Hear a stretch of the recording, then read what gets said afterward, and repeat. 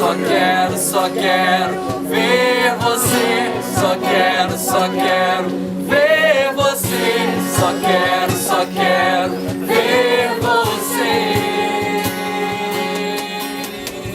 E a igreja para quem não gosta de igreja? A igreja para quem não gosta de igreja, por incrível que pareça, por mais dicotômico que isso pareça, é uma igreja que eu coloquei algumas coisas ali pra gente pensar, né? Quando a gente reflete no texto mais comum no nosso meio, a gente quase que já memorizou esse texto como igreja, é Atos 2, 42 até 47. E nesse texto, se você for em casa e ler em casa, você vai ver que a igreja que Cristo deixou, essa igreja se dedicava a 4 coisas, tão somente, mais nada. Eles se dedicavam à oração, ao partir do pão, à comunhão e aos ensinamentos dos apóstolos. Só isso, mais nada. A igreja não tinha programas, a igreja não tinha eventos, a igreja se dedicava aos ensinamentos dos apóstolos, à oração, à comunhão e ao partir do pão. E é o que a gente tenta fazer aqui. A igreja, para quem não gosta de igreja, é uma igreja que primeiramente aponta para Cristo. O que é apontar para Cristo? É depender dos ensinamentos dos apóstolos. É não pregar uma mensagem que fique solta. Essas mensagens de 3 pontos motivacionais, a gente não precisa disso. É uma igreja que aponta para Cristo porque a gente está sempre baseado na palavra de Cristo. É uma igreja que, além de apontar para Cristo, é uma igreja que depende de Cristo. O que é uma igreja que depende de Cristo? É uma igreja que ora, mas de verdade. Não é aquela oração que a gente faz assim esporadicamente quando as coisas estão ruins pro nosso lado. É uma igreja que ora de verdade. Eu vou te dar um exemplo. Um dos nossos irmãos, agora não me lembro quem exatamente, falou assim: pô, eu estou experimentando o sobrenatural de Deus agora, mas não o sobrenatural de Deus daqueles eventos malucos. O sobrenatural de orar para não chover de manhã, e desde que a gente está na praça não choveu de manhã. Já parou para reparar isso? E tem gente que acha que eu sou abusado, às vezes fala comigo, o pessoal fala assim: ah, mas qual que é o seu plano? E se chover de manhã? Domingo não chove. É a minha resposta para ele. Sabe por quê? Por que domingo não chove? Porque o maior interessado no crescimento da igreja de Deus é o próprio Deus. E se ele sabe que a chuva espanta, que não deveria, mas espanta, ele vai segurar a chuva. E no dia que chover, se não vier ninguém, também amém. Mas nós oramos para não chover, a gente exercita a oração. Quando da quinta-feira eu começo a orar: Deus, previsão do tempo está dando chuva. Essa semana quem viu a previsão do tempo? Tava chuva. Falei: Deus, está dando chuva. Não pode chover domingo. Falei. É uma igreja que ora. A igreja que não, para quem não gosta de igreja, é uma igreja que aponta para Cristo, mas é uma igreja que depende de Cristo. E é também uma igreja que vive em Cristo. Sabe aquela expressão que a gente encontra em Efésios e Colossenses repetidas vezes? Em Cristo, em Cristo. Todo aquele que está em Cristo é uma nova criatura. Existe uma diferença de andar com Cristo e andar em Cristo. Muita gente andou com Cristo, poucos andam em Cristo. É uma igreja que tenta andar em Cristo. O que é isso? É viver em comunhão. Porque como diz 1 João, no capítulo 4, no capítulo 5, é impossível dizer que eu amo a Deus se eu não amo o meu irmão. A maneira mais tangível de provar que você ama a Deus é demonstrar como você ama o seu irmão. São as frases que a gente fala aqui: se todos participarem de tudo, ninguém vai ter falta de nada. Minha casa é sua casa, minha carteira é sua carteira. A maneira que eu demonstro amor pelo meu irmão mostra a maneira que eu amo a Deus. Essa é a igreja para quem não gosta de igreja. E nessa igreja, às vezes o pessoal acha que tem muito marketing envolvido, né? E aí já me perguntaram: qual que é o público-alvo da sua igreja? Eu te digo qual que é o público-alvo da igreja para quem não gosta de igreja. A gente tem 2 públicos-alvos. Na verdade, a igreja é para todo mundo. A porta é aberta para todo mundo. Rico, pobre, preto, branco, japonês, hétero, gay, não interessa. Mas a gente tem em mente algumas pessoas que automaticamente se identificam com a capela, com a igreja para quem não gosta de igreja. O primeiro público da igreja para quem não gosta de igreja é aquele que se cansou da igreja. Quem aqui conhece gente que está cansado de igreja? Todo mundo. Talvez você estava cansado de igreja. Gente que se decepcionou com a igreja. Gente que se entristeceu com a igreja. Gente que se decepcionou às vezes com um homem, mas colocou a culpa na igreja. Esse é o primeiro público da capela. Porque tem muita gente decepcionada. Tem muita gente machucada. Na verdade, existe uma igreja maior do que a igreja fora da igreja. Na nossa cidade, pelo menos, é assim. Nós estamos comemorando 500 anos de reforma. São 500 anos de reforma e 2.000 anos de deforma. A gente está tendo que reconstruir a mensagem de Cristo porque há 2.000 anos a gente destruiu a mensagem de Cristo. A mensagem de Jesus era muito simples. Se resumia em 2 frases: amar a Deus e amar ao próximo. A gente destruiu essa mensagem e transformou numa mensagem de tempo, de barganha, de negociação. 500 anos de reforma. não reformou quase nada. E 2000 anos de deforma. Um pensamento reformado e uma teologia deformada. Essa é a igreja que a gente encontra hoje. E o segundo público da igreja, para quem não gosta de igreja, é o cara que conhece alguém, que vai na igreja, que na verdade não é a igreja, e tomou uma conclusão precipitada sobre o que é a igreja e aí não quer frequentar a igreja. Captou a ideia? Conseguiu entender? É muito fácil você identificar essas pessoas na rua. A gente tem um ateu, sim, tem a pessoa que pratica outra religião, que são todos alvos de Cristo. Todos nós precisamos da graça de Cristo. Todos nós precisamos da misericórdia dele. Todos nós pecamos, até os crentes estamos destituídos da glória de Deus. Todos nós. O público é fácil de identificar, mas esses dois são evidentes.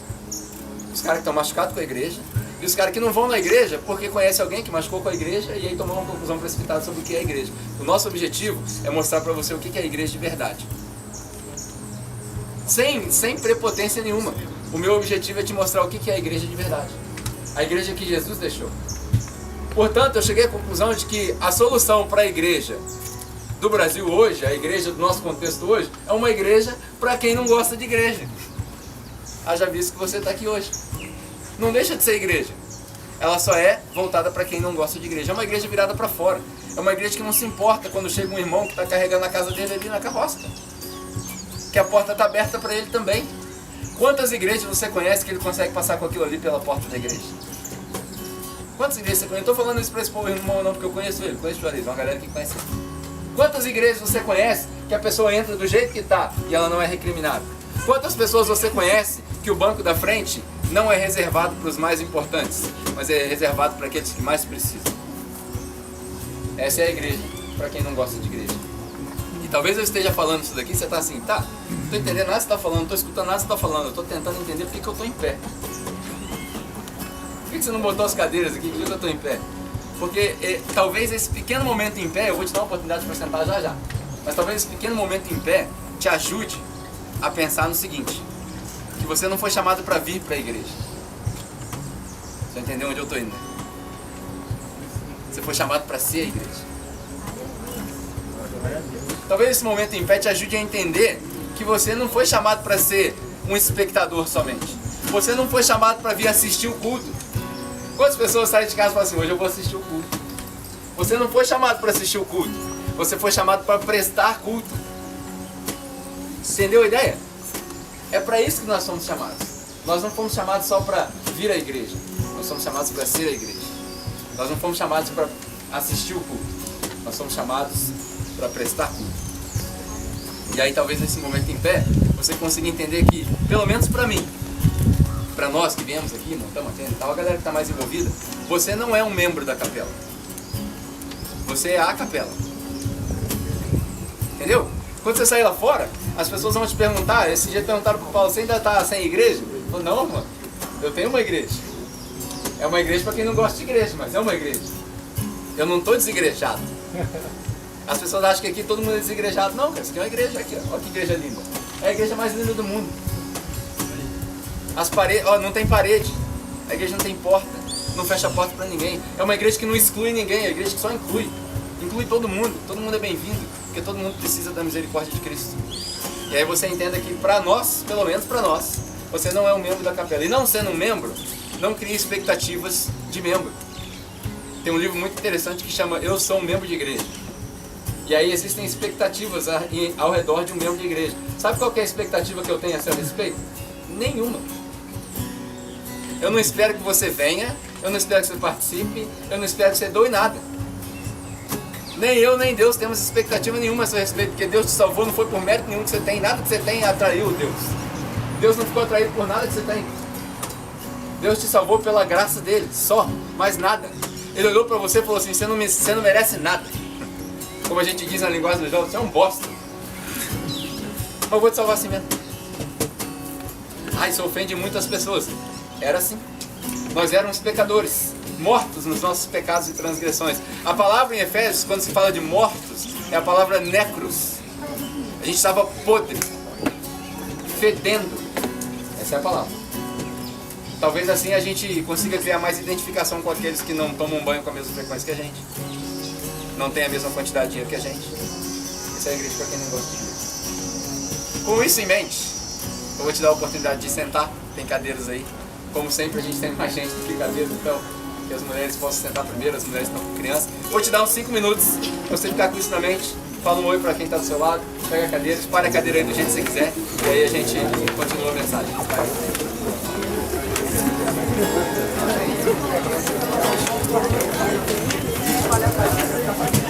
Às vezes a gente leva assim, passa despercebido o fato de que nós não somos membros de igreja. A gente não precisa ser membro de igreja. Nós todos somos a igreja. E aí eu queria começar essa mensagem com essa ideia para vocês, né? Depois de ter dito tudo isso, que você não é membro, nós não somos chamados para prestar culto. É interessante que a gente criou uma nova categoria de cristãos, né? Antigamente os cristãos eram chamados de cristãos porque eram imitadores de Cristo.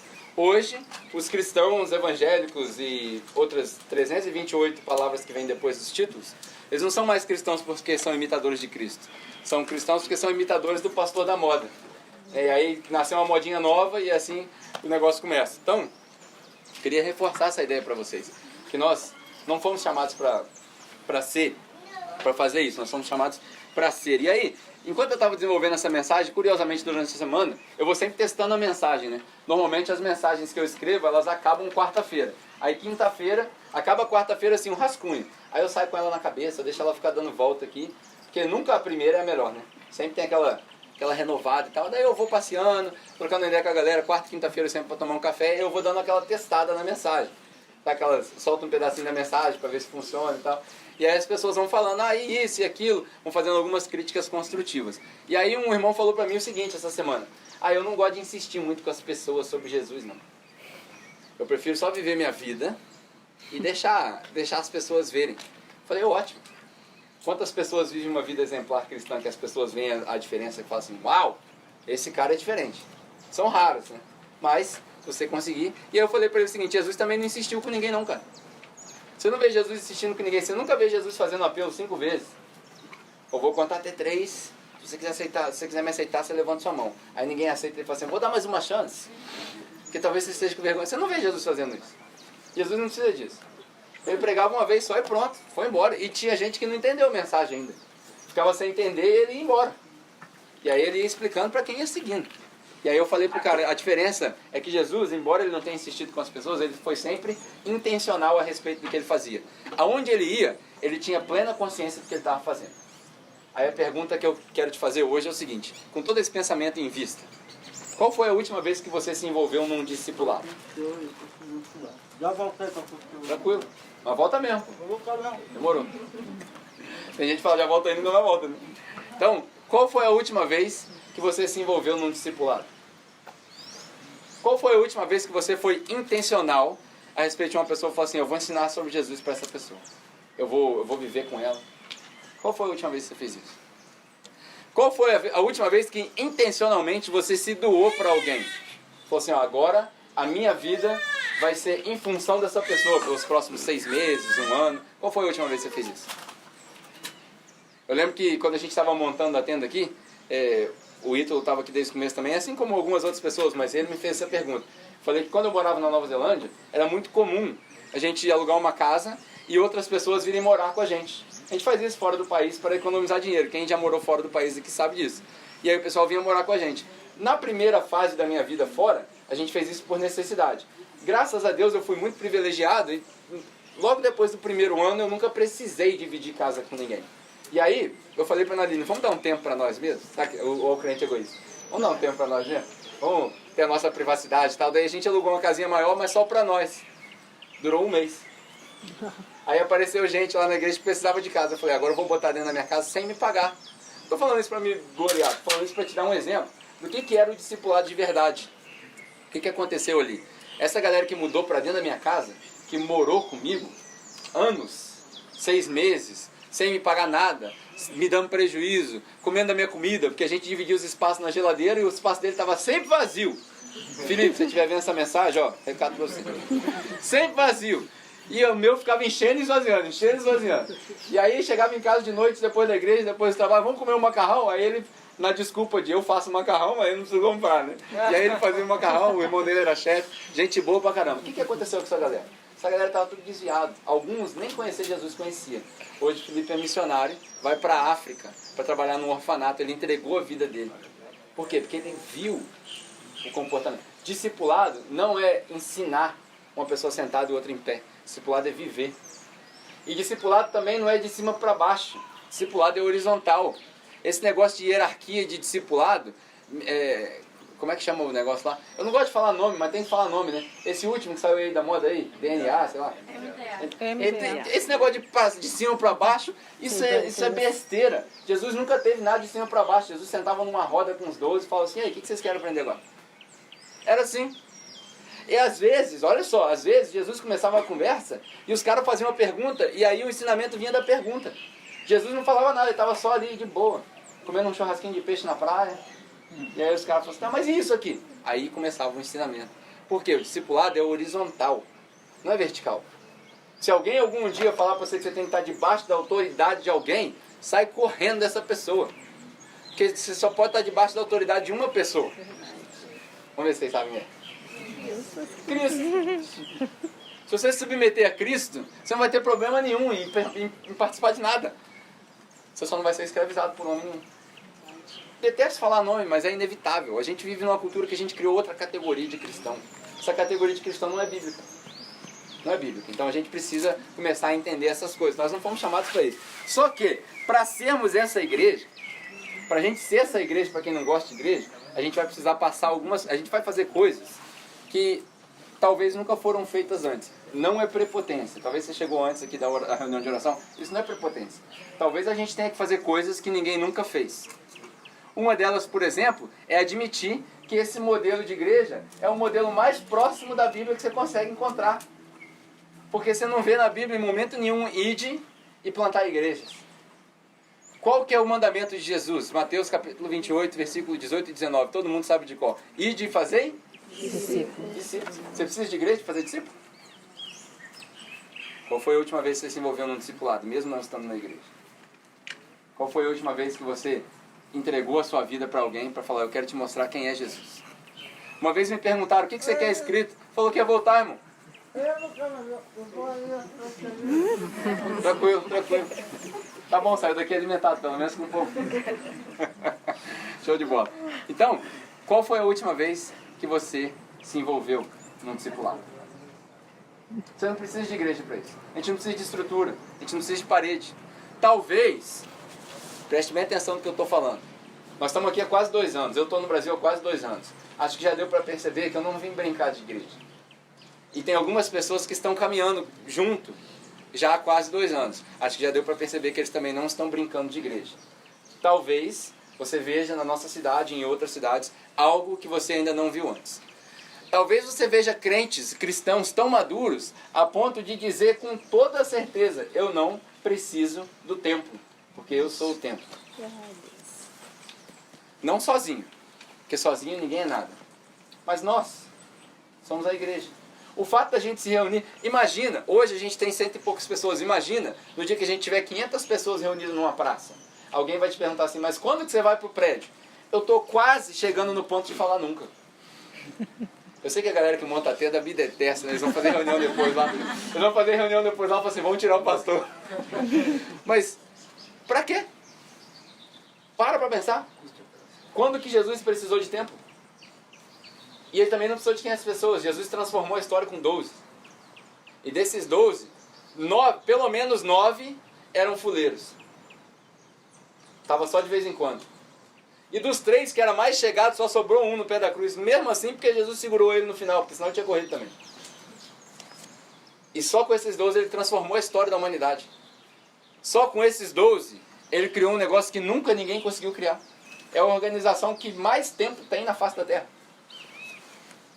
A mais velha, depois do cristianismo, deve ser a Coca-Cola. Você vê a intensidade que Jesus fez com 12 homens. Mais uma vez eu te pergunto, qual foi a última vez que você se entregou para uma pessoa? Eu falo assim, essa pessoa que eu vou ensinar sobre Jesus. Essa pessoa que eu vou dar minha vida para ela, eu vou botar ela na minha casa, eu vou dividir o que eu tenho com ela, eu vou sentar com ela constantemente. Não é 1 hora por semana no Conexão, não. É assim, ó, cara, tô com saudade de você. Senta junto, troca ideia, abre a Bíblia, ensina Cristo. Essa é a igreja. Não precisa disso. Na verdade, a gente não precisa nem se reunir domingo. Já parou para pensar? O pessoal dá tiro, fala que eu estou dando tiro no pé, né? Mas estou mesmo. O ideal seria se nós tivéssemos tanta intimidade entre nós aqui, ó, que a gente não precisasse se reunir no domingo.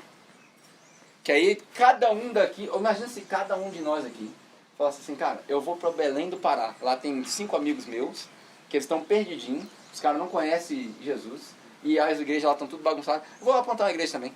Vou plantar uma semente eterna lá. Aí você vai. Fica lá. Aí a gente vai trocando mensagem. Hoje, graças a Deus, a gente tem um WhatsApp. A nossa igreja está assim, ó, espalhada. Há uma possibilidade dessa igreja, desse modelo, né, funcionar. Porque é o mais bíblico possível. Enquanto a gente continuar na Bíblia, a gente vai continuar sendo bem sucedido. No momento que a gente sair da Bíblia, vai dar ruim. E para ser essa igreja, para quem não gosta de igreja, a gente vai precisar passar por algumas coisas. A primeira coisa que a gente vai passar é passar de espectador para explorador. A gente tem uma mentalidade de espectador. Não é explorador de explorar as pessoas não, tá? Disso aí a gente já está cansado, a gente já tem muito já.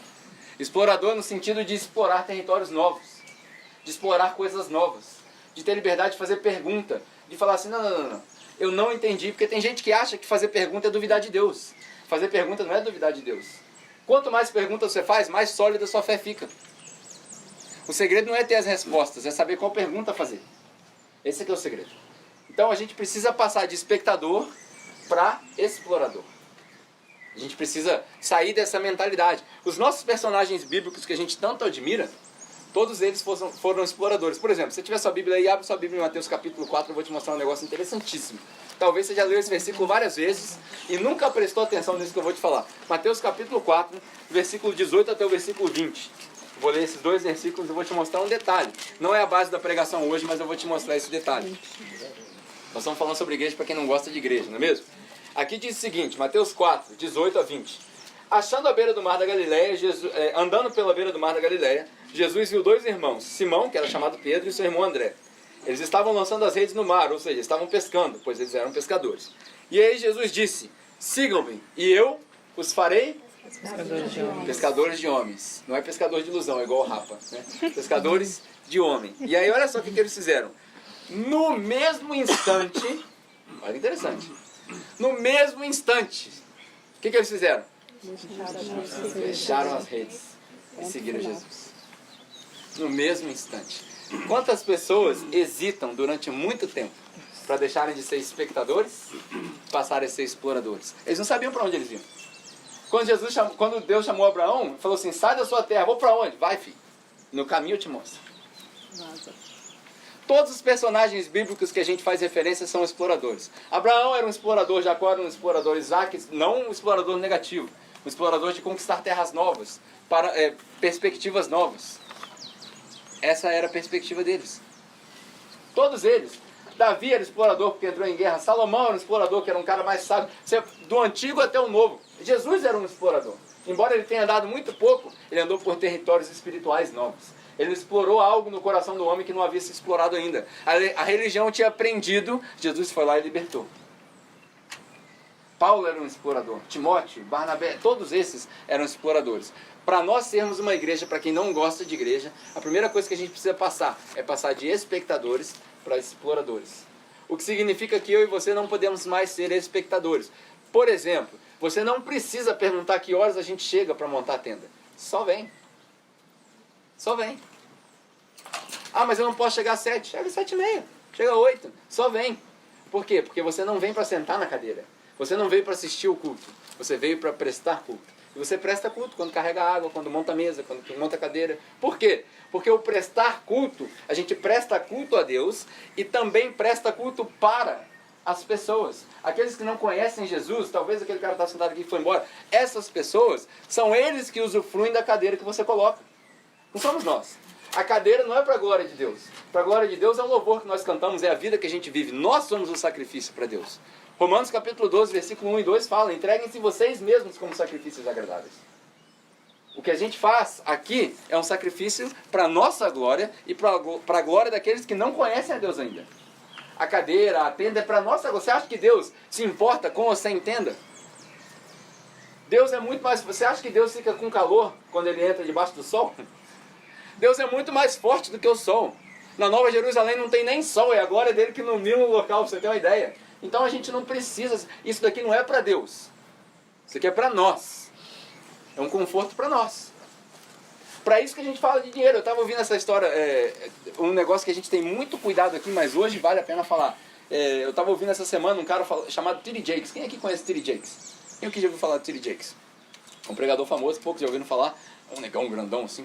Ele estava, além de ser um pregador, pastor de uma igreja que chama Porter's House, ele é produtor de cinema, ele é empresário, ele tem um monte de coisa. E aí ele estava contando a história dele, que quando ele escreveu o primeiro filme dele, ele não tinha ideia de que ia virar um filme de cinema. Era uma peça de teatro, porque ele e a mulher dele ia pelas cidades assim, ó, fazendo pecinha de teatro de fantoche. E aí ele escreveu, um cara viu e falou pra ele, cara, você vai virar um filme. Aí ele falou pro cara assim, mas em Hollywood, quando você tem uma ideia de um filme, você também tem o orçamento de um filme. Quem aqui sabe que para fazer um filme custa milhões de dólares? É muito dinheiro. Ele falou, eu não tenho dinheiro. Aí o cara virou e falou pra ele assim, se você vê dinheiro como um obstáculo, o dinheiro sempre vai ser uma luz vermelha. Se você vê dinheiro como uma solução, ele vai ser sempre uma luz verde. Uma analogia que pra mim mudou a estética do lance. Sabe por quê? Porque eu não estou escrevendo filme. Nós estamos escrevendo história. Pegou a ideia? Nós não estamos escrevendo filme para entreter as pessoas. Nós estamos escrevendo história. História eterna. Jesus nos chamou para que nós dessemos frutos e frutos eternos. Quando alguém chegar no céu e essa pessoa teve conhecimento de Cristo por intermédio da sua vida, aquele é o fruto que você plantou. É isso que nós estamos fazendo. E para isso daí, meu amigo, dinheiro não pode ser obstáculo. Dinheiro tem que ser solução. Dinheiro, na verdade, nunca foi obstáculo. Aí como é que resolve o problema do dinheiro? Pedindo dinheiro para as pessoas? Não. Sem falar de dinheiro. Então, ano que vem, eu falei para a galera, o ano para mim já está acabando. Que agora a gente vai entrar no Natal, festividade e tal. Ano que vem nós vamos fazer mais esforço ainda para não falar de dinheiro. Para dificultar mais. Talvez 1 ou 2 vezes por ano nesses encontros eu fale contigo. Mas quando a gente passa de espectador para explorador, eu me incluo de tal maneira que agora eu não espero os outros darem. Eu não meço a minha doação pelo que o outro dá. Eu meço a minha doação pela vontade e o desejo que eu tenho de dar frutos eternos. Então quando eu falo isso daí que vocês estão fazendo, isso daí que nós estamos fazendo, vai dar fruto. Eu quero participar. Porque se todos participarem de tudo, ninguém vai ter falta de nada. Então para ser uma igreja que, para quem não gosta de igreja, nós vamos precisar passar de espectadores para exploradores. Todas essas pessoas que são exploradores têm uma coisa em comum. O que todos os exploradores têm em comum? Abraão, Isaac, Jacó, todos esses. Uma das coisas que eles têm em comum é que eles tiveram que pagar um preço muito alto. E é aí que a gente faz a peneira, né? Peneira da igreja. Que é o preço alto. Nem todo mundo está disposto a pagar o preço. Nem todo mundo está disposto a carregar a cruz. Jesus falou, todo aquele que quiser encontrar a sua vida deve perdê-la. E todo aquele que quiser todo aquele que quiser encontrar a sua vida aqui vai perder. Todo dia a gente tem que carregar a nossa própria cruz. Isso é disso que eu estou pregando para quem já sabe. Isso é discurso de crente antigo. Mas quantos de nós estamos de fato carregando a nossa cruz? Quantos de nós estamos de fato vivendo uma vida sacrificial? Quantos de nós estamos entregues a ponto que se tiver que escolher entre o seu chamado e alguma coisa que vai te beneficiar, qual que você vai escolher? Sabe por que eu voltei para cá? Porque o meu chamado foi mais forte do que aquilo que me beneficiava. Deus começou a falar comigo, eu batalhei com Deus 3 anos. Ele começou a falar comigo em 2012. O único que sabe dessa história aqui é o Thiago, que desde finalzinho de 2012, 2013 eu falava com ele, Thiago, Deus falou para eu voltar pro Brasil. Ele falou, você é maluco? Thiago, eu vou voltar pro Brasil. Não volta, cara, fica aí, cara. Estava sendo usado. Aí estava sendo usado. Pelo Thiago. No final de 2013 eu falei, Thiago, Deus falou pra mim que você vai trabalhar comigo, cara, na igreja. Tá amarrado. Ele falou pra mim. Tá aí. Eu só vim pra cá em 2015. Por que eu tô contando tudo isso? Pra passar de espectador para explorador, você tem que entender que você vai pagar um preço alto. Não tem promessa. Já viu aquelas pregações da promessa? Tem promessa. Eu adorava uma pregação dessa antiga. Eu tô te esperando. Não tem promessa pra você. Não posso prometer nada. O que eu vou te prometer é sangue, suor, sacrifício, perda, choro. Isso eu te prometo. Vai acontecer na igreja. Pessoas que você gosta vão vir pra cá, não vão gostar. E aí vão embora. E elas vão continuar sendo enganadas, manipuladas por um sistema religioso. Você vai bater perna dentro da sua casa, pai e mãe. Vão falar para você, você está no lugar errado, você vai sofrer com isso. Isso é eu de menos, eu de menos. Vai chegar uma hora que Deus vai falar para você assim, filhão, você juntou 20 mil, né? Tá na hora. Tá na hora. Quando eu fui embora da Nova Zelândia, eu deixei um carro para trás de 10 mil dólares. Eu dei assim, ó. Que Deus falou para eu dar. Aí dei o carro. As pessoas perguntam, você é maluco? Não. Sou cristão.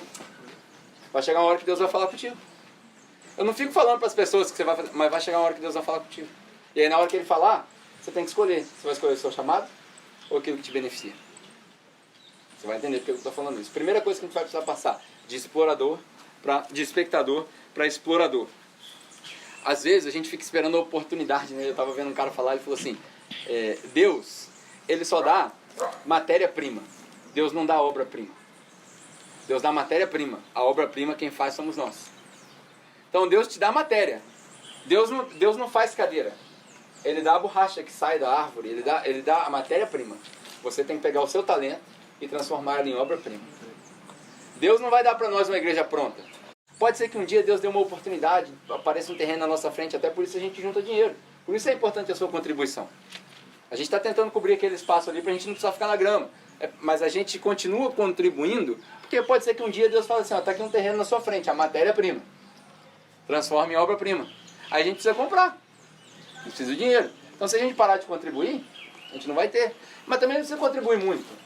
O sacrifício financeiro é o menor que a gente precisa numa igreja para quem não gosta de igreja. Sabe qual é a maior vantagem na igreja para quem não gosta de igreja? Por que esse modelo pode se espalhar pelo Brasil e pelo mundo? Porque não custa nada. Não custa nada. Se a gente quisesse se reunir aqui nessa igreja sem gastar um centavo, a gente podia. A gente gastou porque é para o nosso conforto. Compramos uma tenda de 5 mil reais, compramos cadeiras. Essas cadeiras custaram 2.200 reais todas elas. Daqui a pouco tem que comprar mais.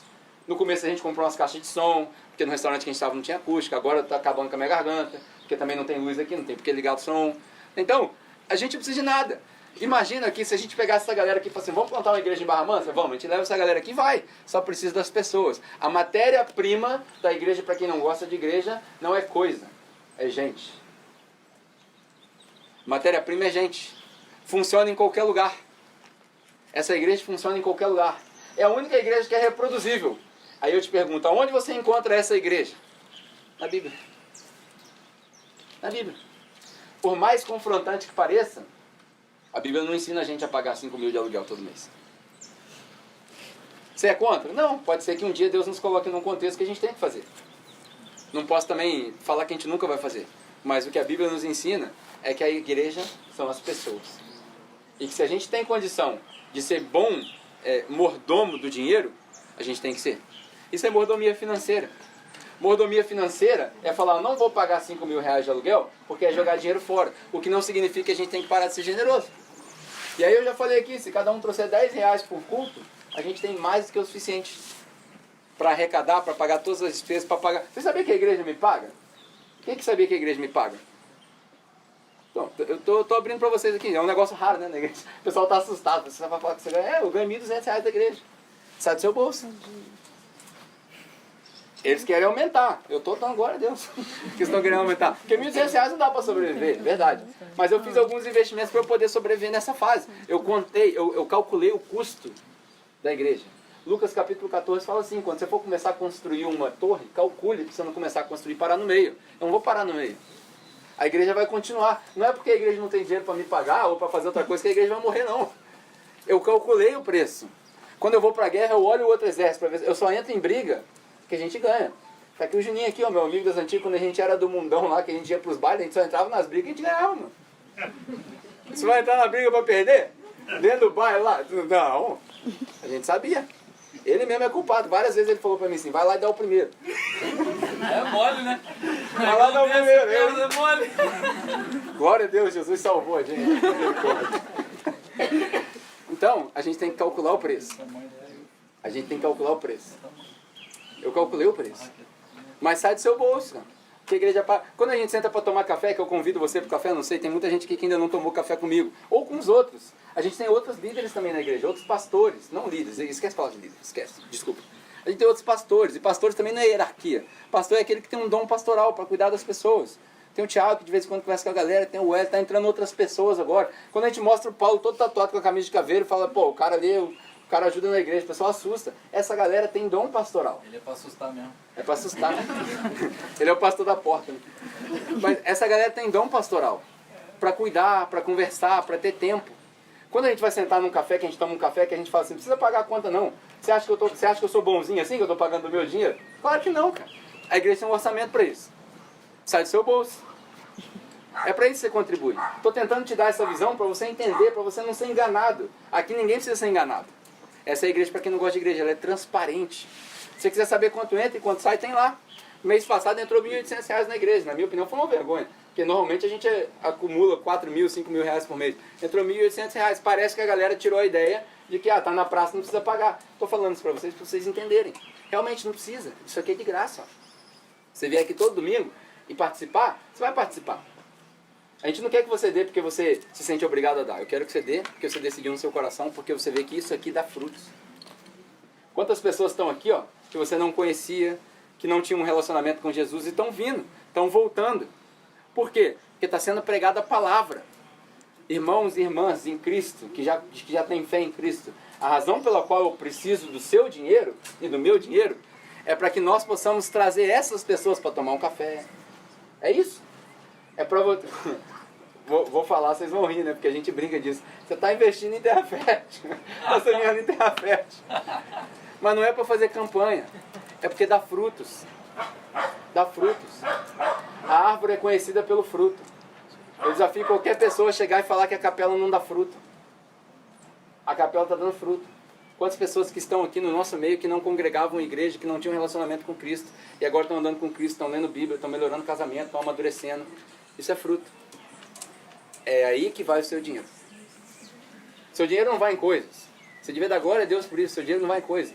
Tem gente que está tão acostumado com pagar 10% para pagar ar-condicionado que acha estranho. Eu estou falando para você que a nossa prioridade não é coisa. Nossa prioridade é gente. No dia que a gente puder pagar o salário de um Wellington, o salário de um Paulo da vida, no dia que eu puder pagar o salário que ele ganha na empresa dele para trabalhar na igreja, eu pagaria. Porque eu tiro ele, que ele está à sua disposição. Sabe qual que é o trabalho do pastor? O trabalho do pastor não é ser teólogo. O trabalho do pastor é estar disponível. É isso.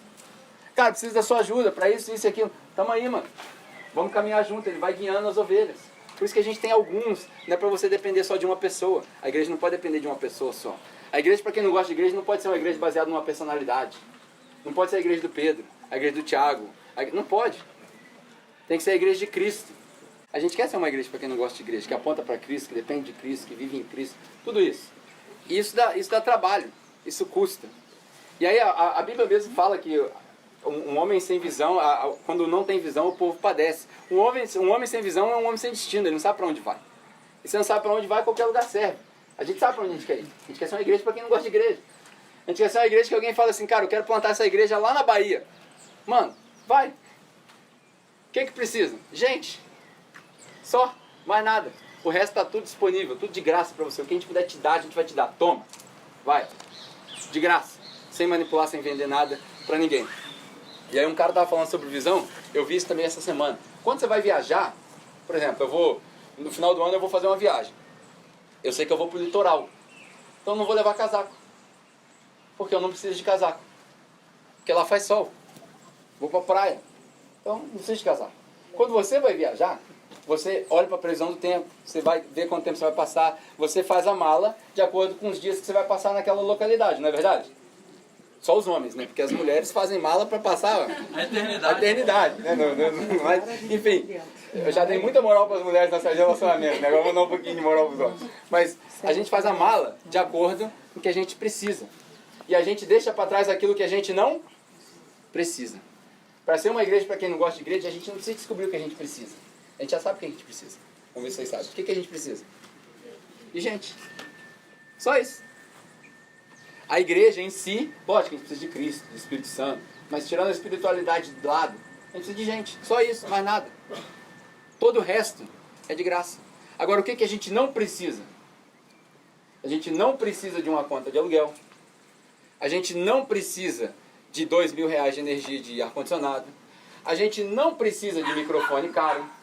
A gente não precisa de carro para o pastor de 150 mil reais. A gente não precisa de viagem em hotel de primeira. Não precisa de nada disso. Porque quando a gente viaja, a gente fica na casa dos outros. Que é assim que a Bíblia fala. Como que a Bíblia fala? Vai e se hospeda na casa daquele que te receber. É ou não é? Quem precisa de hotel? Quando eu for viajar, vocês não precisam pagar hotel, não. Eu me recuso a ficar no hotel. Eu fico no hotel na aba dos outros. Quando os gringos vêm pra cá, daí as igrejas grandes põem eles no hotel, eu vou na aba dos outros. Fico lá na piscina e tal, tranquilo. Não estou pagando. Eles estão pagando, o problema é deles. Agora aqui não. Aqui eu, se depender de mim, e se depender dos outros irmãos, dos outros pastores, se depender de mim, eu vou gritar para você não botar seu dinheiro em conta de hotel de primeira classe. Ah, no dia que a igreja crescer e tal. Você, que não é um espectador, que agora é um explorador também, que não é membro da capela, mas é a capela, você vem e puxa minha orelha e fala, ô, o que você tá fazendo, mano? Eu lembro lá em 2017, final de 2016, você pregou pra mim que nem ficar em hotel, que custa R$1.500 a diária. Ah, não tem um lugar pro cara ficar. Pô, acha um hotelzinho para mim. Airbnb, cara. Airbnb, barata.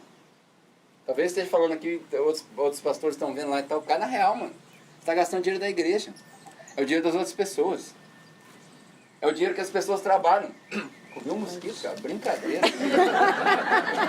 O inimigo tá andando. É igreja pra quem não gosta de igreja. Enfim, nós precisamos passar de espectadores para exploradores. Segunda coisa que a gente precisa passar. A gente precisa passar de criatura para filho. A gente vive uma mentalidade muito errada no cristianismo. Muitos de nós conseguimos chegar até servo. A gente consegue entender, sou servo. Mas a gente não consegue viver como amigo e filho de Deus. Todo mundo é criatura de Deus. Todos nós somos criaturas de Deus. Todos nós fomos criados à imagem e semelhança de Deus. Todos.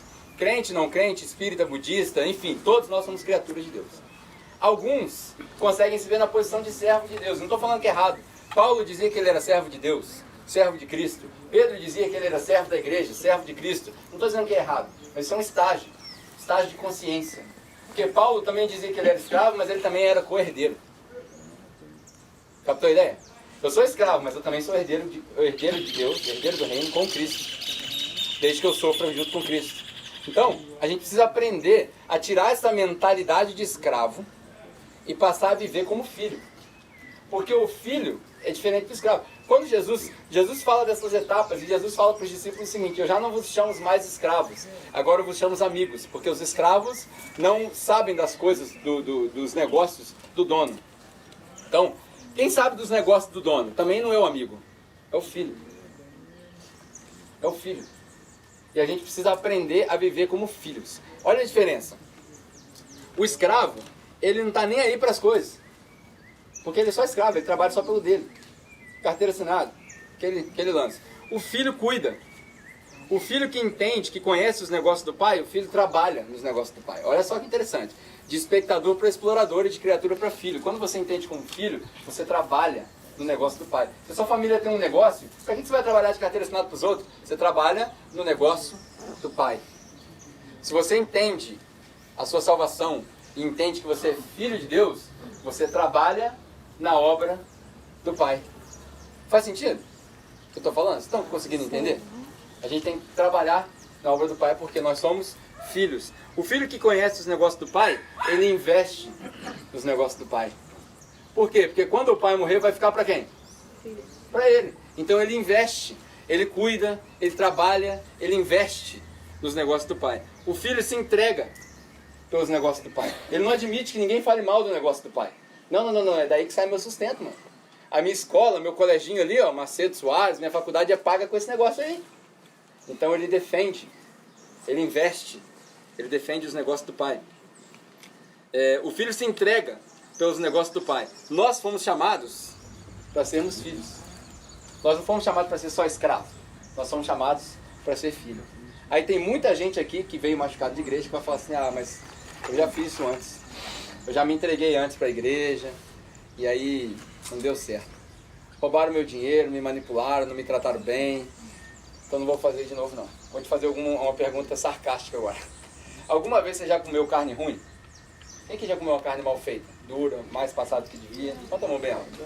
Só por isso você deixou de ir na churrascaria? Não. Você continua comendo churrasco. assim também é na igreja. Só porque você se machucou lá atrás, não significa que você vai se machucar agora. E se machucar também, considere-se privilegiado por sofrer pelo bem, assim que Pedro fala na primeira carta dele. Porque se você sofrer por fazer mal, você tem que sofrer mesmo. Você foi lá, roubou, fez coisa errada, mas sofrer por fazer o bem é a melhor coisa que tem. Aqui a gente fala, né? Faz bem fazer o bem sem olhar quem. Então, se você sofre por fazer o bem, é melhor. Então, acostume-se com isso. A gente precisa passar de espectador para explorador. De criatura para filho. E por último, para a gente terminar, a gente precisa passar... E aqui, vou tomar muito cuidado para falar isso, porque pode ser que alguém assuste, né? Agora todo mundo entendeu que pode ser que assuste, eu vou falar. A gente precisa passar de discípulo para apóstolo. Não é pra sair chamando todo mundo de apóstolo, não. Ah, já tem uns 3 aí, velho. A gente precisa passar de discípulo para apóstolo. Por quê? São duas palavras interessantes que são muito significativas na linguagem bíblica. Matateu e apostolos. Discípulo e apóstolo. O discípulo imita, o apóstolo se vira. Pegou a diferença? Sim. Paulo não foi discípulo de Cristo. Entretanto, foi o cara que mais escreveu no Novo Testamento. Pegou? A gente precisa passar de discípulo para apóstolo. Nós todos somos um pouco de apóstolo. Por quê? Discípulo é o que vem atrás. Esse é o discípulo, ele imita, ele anda atrás do mestre. Certo? Esse é o discípulo, estudante. Discípulo é o que vem atrás do mestre. Apóstolo é o que vai depois do mestre. Ele é enviado com a autoridade do mestre. Esse é o apóstolo, essa é a palavra do vocabulário romano. Os soldados, eles eram enviados como apóstolos porque eles carregavam a autoridade do Império Romano. Você e eu, nós somos apóstolos do reino de Deus, sabia? Amém, igreja? Amém. Nós somos apóstolos do reino de Deus, nós somos enviados. Não. E de pregar o evangelho. Olha como é que é o versículo. Toda autoridade me foi dada nos céus e na terra. Jesus falando. Portanto, o que é portanto? Portanto, é uma ligação de uma frase com a outra.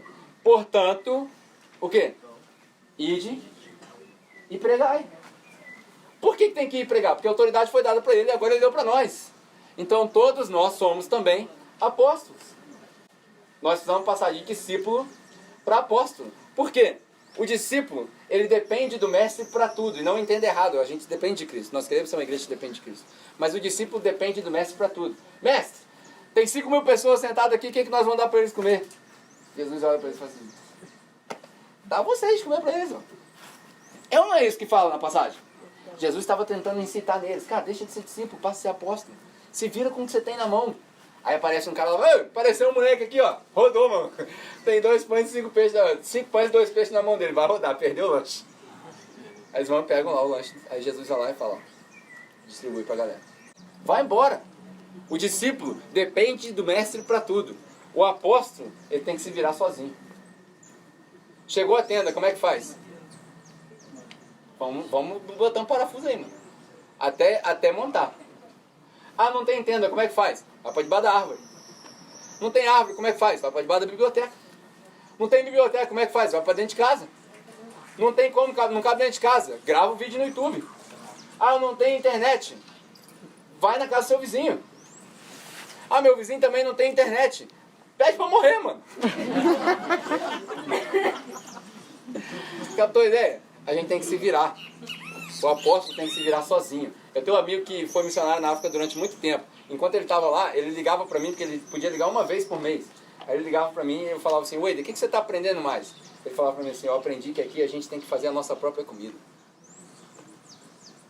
Um negócio que você fala assim, cara, isso não tem aplicação nenhuma. É espiritual também. Porque não tem pastor para pregar para mim domingo.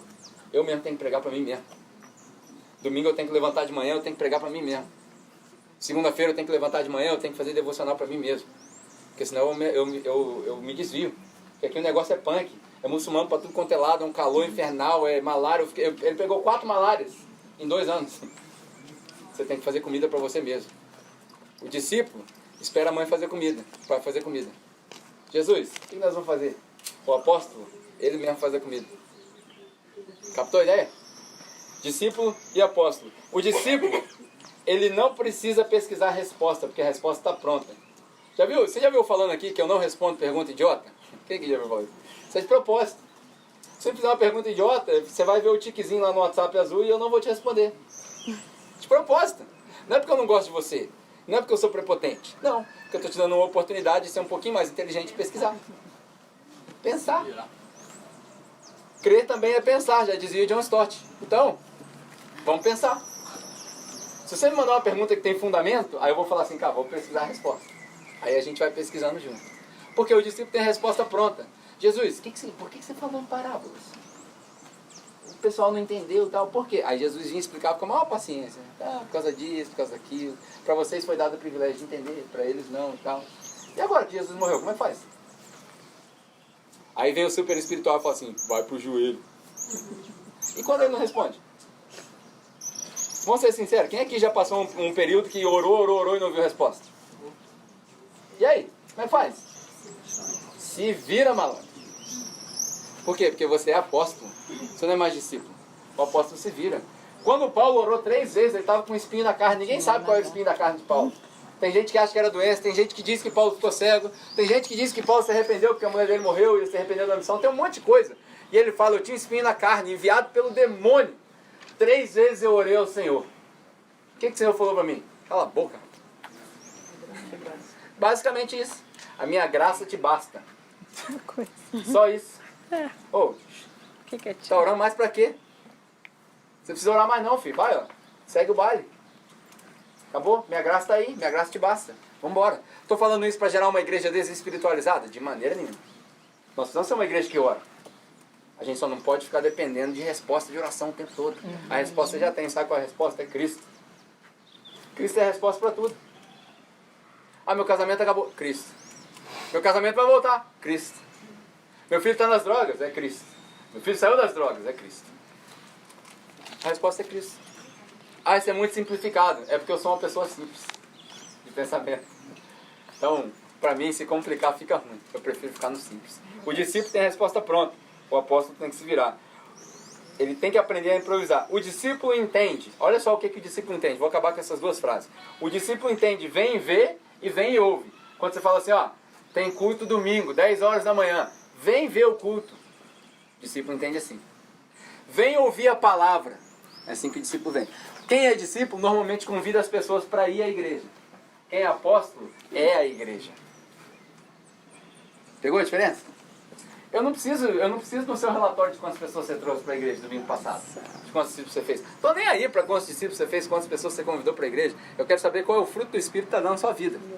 Gálatas capítulo 5. Eu quero saber se seu casamento está em dia, eu quero saber se está sendo benigno, bondoso, caridoso, amoroso, generoso. É isso que eu quero saber. O resto é natural. A gente não precisa de multidão. Jesus só tinha 12. Discípulo entende, vem e vê e vem e ouve. Olha o que o apóstolo entende. O apóstolo entende, vai e prega, vai e faz. Discípulo entende, vem e vê, vem e ouve. O apóstolo entende, vai e prega, vai e faz. E por último, baseado na história que a gente tem, baseado nos evangelhos, baseado no final da vida de Jesus, o discípulo corre da cruz. Pedro negou Jesus 3 vezes. Sobrou ninguém nos pés da cruz. Discípulo, ó, todo mundo meteu o pé.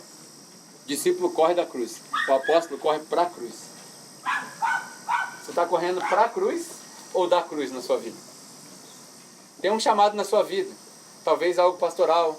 Talvez algo numa outra área que não é a área do seu trabalho. E aí você está pensando, largo ou não largo? Faço ou não faço? Meu conselho para você? Obedece a Deus, a melhor coisa que você faz. Porque o discípulo corre da cruz. O apóstolo corre para a cruz. Então, nesse domingo, a gente leu alguns versículos.